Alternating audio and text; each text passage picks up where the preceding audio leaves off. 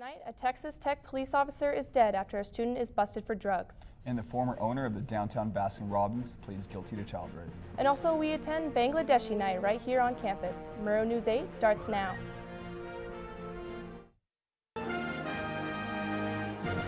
From Studio B on the campus of Washington State University, this is Pullman's only nightly newscast. This is Murrow News 8. Good evening, I'm Shannon Hecht. And I'm Nick Bartlett. Welcome to Murrow News 8. A Texas Tech University student shot and killed a campus police officer Monday night. Officers arrived at 19-year-old Hollis Daniels' dorm room for a welfare check and found evidence of drugs and drug paraphernalia. They arrested Daniels and transported him to the Texas Tech Police Department. While there, Daniels pulled out a gun and fatally shot Officer Floyd East Jr., then fled the scene. The campus was put on lockdown for about an hour until Daniels was caught. Daniels confessed to shooting Officer East and is being held in Lubbock County Jail on a $5 million bond. Police are asking the public to help identify a man who was hit and killed by a car on Sunday night. The man was hit by a truck while walking down the middle of Highway 27. He is a white male in his 30s, about 5'10", and 170 pounds. Anyone who might be able to help identify the man is being asked to call 509-227-6560. The former owner of Baskin-Robbins pled guilty to raping a child in his downtown ice cream shop. 59-year-old Dennis Cox abused a teenage girl several times between December and June of 2017. Cox also pled guilty to several other felonies. He is set to be sentenced next month. Washington Attorney General Bob Ferguson is filing a federal lawsuit to block President Trump's plan to allow insurers to opt out of covering birth control. Ferguson is charging the president with discrimination against women. He claims the new rules violate equal protection clauses and constitutional guarantees of religious freedom by allowing companies to use beliefs as a right to deny women health benefits. Wildfires continue to rage across California as the death toll rises to 15. Over 20,000 people have been forced to evacuate from the state's wine country. The largest fires are burning in Sonoma, Napa, and Mendocino counties. It is too early to tell if the fires were started by humans, but officials say the chance the fires were caused by lightning is fairly minimal. This morning, we have over 17 large fires across California. In the last 24 hours, burning over 115,000 acres. About 2,000 homes and businesses have been destroyed by the fires in Northern California, and those who haven't lost their homes are without power. Over 91,000 customers are in the dark. Most of the fires sparked Sunday night and were pushed by winds of more than 50 miles per hour. The Cook County Circuit Court is receiving a lawsuit from a man that was left temporarily blind after being struck in the face by a foul ball this summer at Wrigley Field. The Chicago Cubs and Major League Baseball are being sued after John J. Luce broke his nose and several bones around his face when a foul ball struck the 60-year-old man in the face. Luce is seeking $50,000 in damages, claiming that the Cubs did not have enough spectator netting around the field. Last year, tensions and emotions ran high on the WSU campus during the presidential campaign. Elizabeth Medina talked to one student about how she's using her creative talents to help bring the community back together. Political tension that rose from last year's presidential campaign inspired WSU student Carolina Silva to create a work of art showcasing her experience. Carolina painted a mural reflecting her desire to be free to identify herself as a student immigrant. Especially for marginalized communities, right, they're always present, but they may not be in like typical ways. So that's why I had like the butterfly, because for me it's a symbol of freedom and migration. And several other students have joined Carolina in creating works of art that express their struggles with identifying themselves within their community. Their artwork is showcased at the Under the Skin exhibition at the WSU Fine Arts Gallery. It showcases works of art created by community members throughout the past year, including Carolina's mural. Because it is, I think, like a really good way to not just reflect, but also come together as a community and start that healing process, which is something that's very necessary. The pieces vary from paintings, poetry, drawings, and photographs reflecting the way they wanted the community to see them. Here at the art exhibition of Under the Skin, Nancy and participants have incorporated interactive artwork that allows people to do more than just look at paintings. One of the activities asks you to outline your body. You are then asked to write about how you want your community to view you as an individual. This activity really gets you to think about who you are as a person. And so I wrote down some things that I believe that I am, and it just makes you feel good about who you are and where you come from.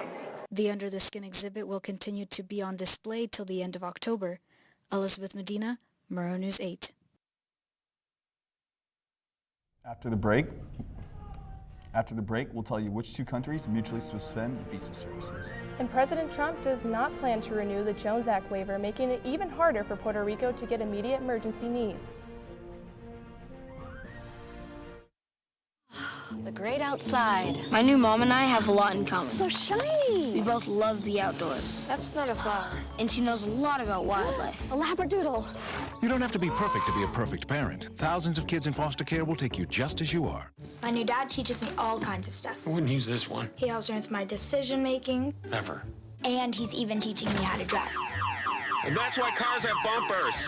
You don't have to be perfect to be a perfect parent. Thousands of kids in foster care will take you just as you are. Wow, these are really good. You act surprised.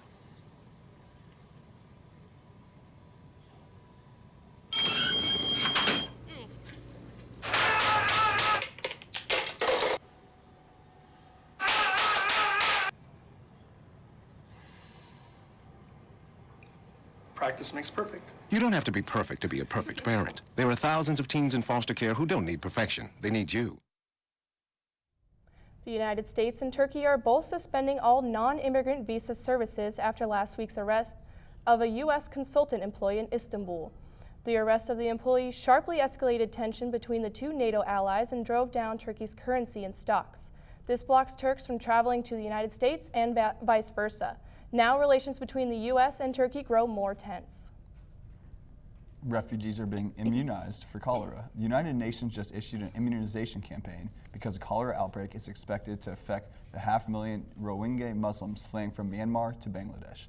The first round of immunization started today and will help 650,000 people. The second round will help 250,000 people, particularly children, and won't happen until the 31st of October.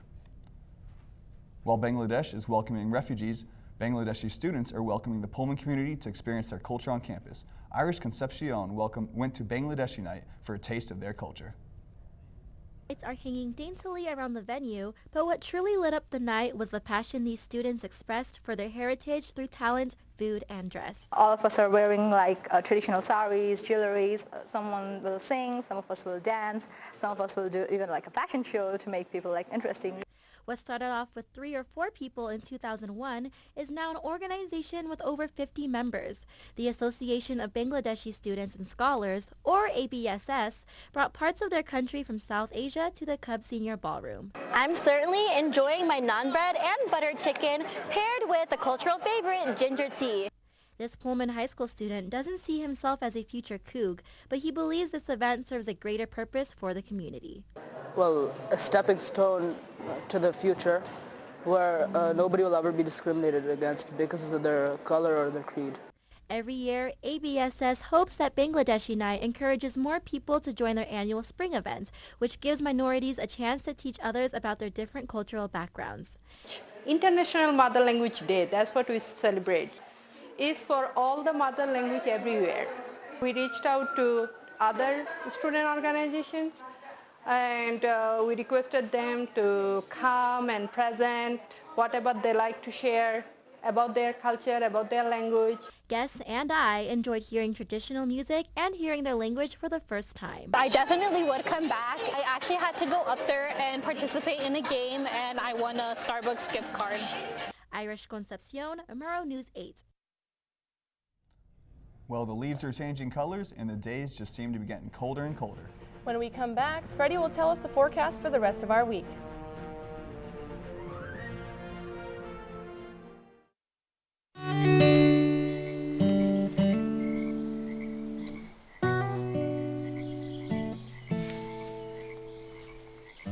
When you're out there, there's no telling what you'll find. I see it! I see it! Oh, look at you. There are some moments only the forest can inspire.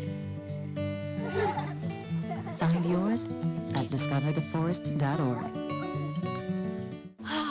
The great outside. My new mom and I have a lot in common. So shiny. We both love the outdoors. That's not a flower. And she knows a lot about wildlife. A labradoodle. You don't have to be perfect to be a perfect parent. Thousands of kids in foster care will take you just as you are. If you want to be a parent, it doesn't matter how you play or even what you wear. You just need to be there. Thousands of teens in foster care don't need perfection. They just need you. It was pretty chilly outside this morning. What do you think about the weather today, Nick? Yeah, it surprised me. I definitely did not expect to bundle up this morning. Alfredo Llanos joins us with the weather. Will the weather continue to be this chilly, Freddie? Well, it's definitely chilly out there, Nick, and as we go out throughout the week, we'll expect temperatures to drop. But first, let's focus on today's weather. As I said before, today's weather was a little chilly. We saw the sun, a couple of clouds, but overall it was chilly with the high temperature topping at 63. Now coming over to tomorrow's weather, you notice that it's going to be a little cooler than today, but we're definitely going to see some showers in the afternoon. But for all those people out there that enjoy staying indoors on a rainy day, you should be happy because we're expecting more throughout the week. Now coming over to the state map, we had Wenatchee, Yakima, and Spokane have similar weathers to Pullman. Most of their temperatures range from mid-60s to low 60s. Coming over to the west side, it's a little average for them this time of year with showers for Seattle, Olympia, and Vancouver, and their high temperatures were in the high 50s. But if we look at the 5-day forecast, expect temperatures to drop up until Saturday, with a little bit of showers, like I said, especially on Friday. But if you look at the rest of the week, you'll notice that on Sunday and Monday, the rest of the temperature should continue to rise. And that's all the weather I have for today, Nick. Awesome, Freddie. Great weather report. Definitely a little bit cold. I'm going to start bundling up. After the break, the happiest place on earth looks like a scene from a Halloween movie.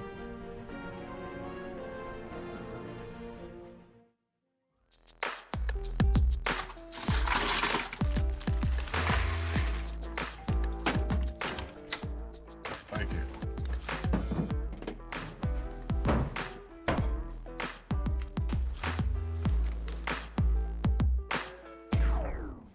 You got a king? Go fish! The smallest moments can have the biggest impact on a child's life. Take time to be a dad today. Can you help me with this? My new dad teaches me all kinds of stuff.